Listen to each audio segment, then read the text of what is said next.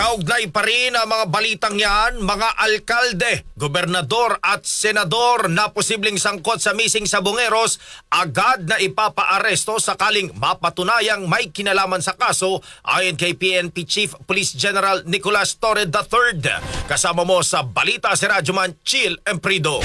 RMN Live Report! Radyoman Drew, Radyoman Angel, handa nga ang Philippine National Police o PNP sakaling maglabas ng warrant of arrest laban sa mga alkalde, senador at gobernador na posibleng sangkot sa kaso ng mga nawawalang sa Bungero. Ayon kay PNP Chief Police General Nicolas Torre III, Department of Justice na namumuna sa investigasyon kung may sangkot na mataas na opisyal sa kaso. Anya, handa sila nagkakiti ng mga ito anumang oras kung mapatunayang sangkot sila sa missing sa Bungero case.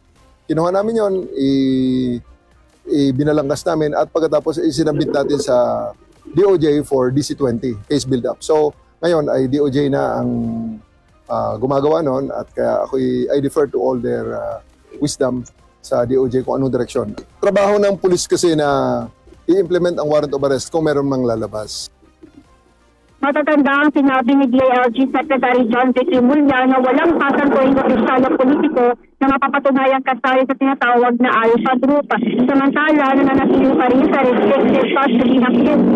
Ang 12 pulis ay ginadawit naman sa kaso ng mga nawawalang sa Bungero, bukod naman sa pagtitiyak nito na mahigpit ang seguridad ang kanilang ginagawa sa whistleblower na si Julie Patidongan o alias Totoy. Kasama mo sa DZXL RMN Manila, Radyoman Chill Emprido, Tatak RMN.